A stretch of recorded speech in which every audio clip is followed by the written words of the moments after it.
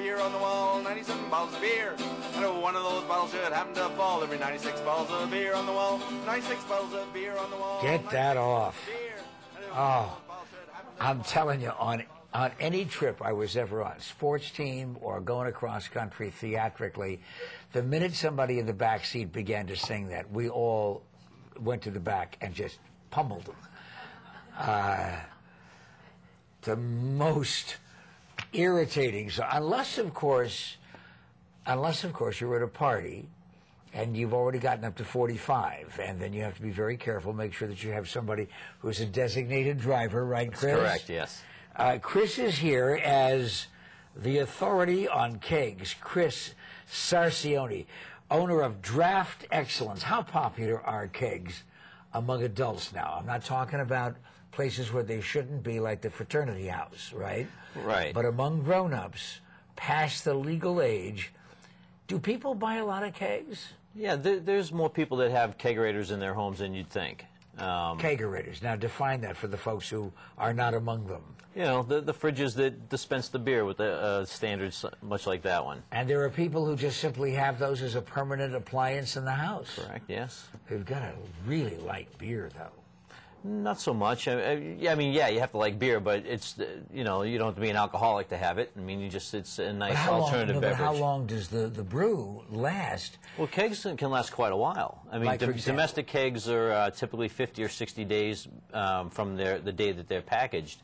But if they're kept cold and the system's kept clean, you can keep them for longer periods. Import beers are pasteurized, so they're able to last up to a year. In some cases, such like Guinness and things like that. Okay, how many glasses? Thank you, by the way, very much. I appreciate the fact that a young Italian man knows what brand name to mention first on this show. I think Guinness is really a marvelous product. Very low in calories, too. And low in alcohol, lower in alcohol content than a lot of people think. Right. Typically, the darker the beer, the lower the alcohol. Remember that. The darker the beer, the lower the alcohol. And also, you probably should remember what you're going to learn next. Chris is going to show us how to pour one. Okay. Well, when you pour a beer, you want to release the carbonation. You want to release the carbonation in the beer. That's where all the flavor is. It's in the head. Mm-hmm. Some people get a beer poured to the top of the glass, and it's flat. It doesn't have a lot of flavor. So when you pour it, you want to pour it down the side of the glass. And when it gets to about 2/3 of the way, you want to tip the glass up and pour it right down the middle so that it brings up the head. See, that's of the beer. mistake a lot of people make, right? Correct. Right. They keep pouring down the side with the glass tilted until it's full. Right. And then you don't get the head. Exactly. And the head is where all the flavor is being released. Okay. Maintaining temperature. How important is it not to have our beer stored in whatever container, a keg or a six-pack or whatever? How important is it in Phoenix, Arizona, not to have it in the garage through the summer? Well, if you have a good enough kegerator, you can keep it in the garage. And not the beer itself. No, I see what you're saying. Yes. I have no refrigeration. I'm talking about the garage and a keg, or one of these kegs that I just get at the supermarket, or a six-pack. Does it really hurt the beer? Yes. Keg beer is typically unpasteurized, so it has to be protected from heat. So you have to keep it at a temperature of 38 degrees or below. Usually about 35, 36 is about perfect for beer. So if I buy one of those kind of artificial big cans that is like a keg, I got to keep that refrigerated? Yes. Okay. What about a six-pack? A six-pack is pasteurized, so it can be stored unrefrigerated for periods of time. Like? Typically domestic beers are 110 days from their freshness, so you've got quite a bit of time, 3.5 months or so. So the party that I had 3 years ago, probably that beer is not going to be the most palatable in the world? Probably not. It's probably, so the flavor has dropped off in it. It might not be as enjoyable as a fresh beer. But I can invite the crew over for a party and serve that stuff, and then you this get the group fresh won't even know. They won't even know. Well, fresh beer always tastes better. Tell me about, that's what's great about kegs. Tell me about draft beer. Tell me about, if I'm going to go into an establishment, they always have a choice. Like draft or bottled.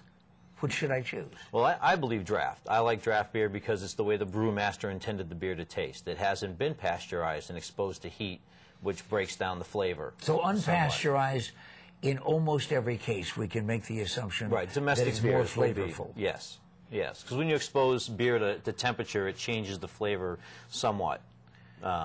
You know, bottled beer is good, and some people prefer to drink it, but draft beer is the way the brewmaster intended the beer to taste. By the way, Chris Sarcione will also delight your children at the next birthday party. Before you make any kind of a leap of bad faith, talk about what it is that you do for the kids. Well, one of the most popular things that's been going on right now with us is root beer kegs. There's some fine handcrafted root beers available out there in kegs that you can get from your local liquor store. They're comparable in the price of beer. The price has recently gone up, and they're a lot of fun because what you do is you'll get some ice cream in the floats. The equipment that we rent is it's simple to use as pulling the handle, and the children just scoop the ice cream in a cup. They pull the handle, put the root beer in. And it's been a big hit, very popular lately. We've done quite a few of those parties. And the equipment that we rent doesn't require any electricity, so we've done them in parks. We've done them in people's backyards where there wasn't access to electricity or, you know, anywhere you wanted to put it, really. That sounds like great fun. I'm going to confess something right now. There it is. You see the magic equipment there out of which the elixir comes.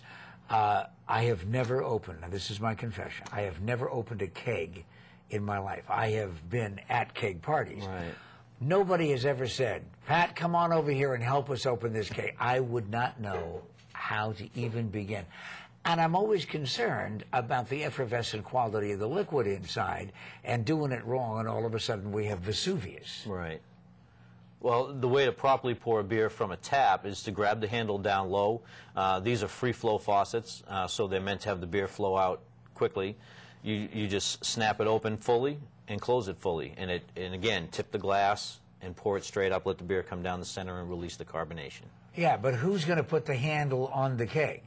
Oh, as far as tapping it, well, that's something that we provide. When we deliver the rental equipment, we set it up, and we'll come pick it up after the day after the party. So that for the rest of my life, I never have to worry about somebody saying, Pat, will you come over here and tap the keg? No, you shouldn't have that Okay, issue. but if somebody brings a keg home, and they have a keg, but they don't have somebody like you as a professional, you have any cautions, words that you'd like to share? Can you do it wrong and, again, have a volcano? I've seen it happen, yeah. I mean, you can always call us. We're willing to talk you through stuff on the phone. but I'd well just be done. very careful when you're tapping it. The pieces fit together, you know, one way.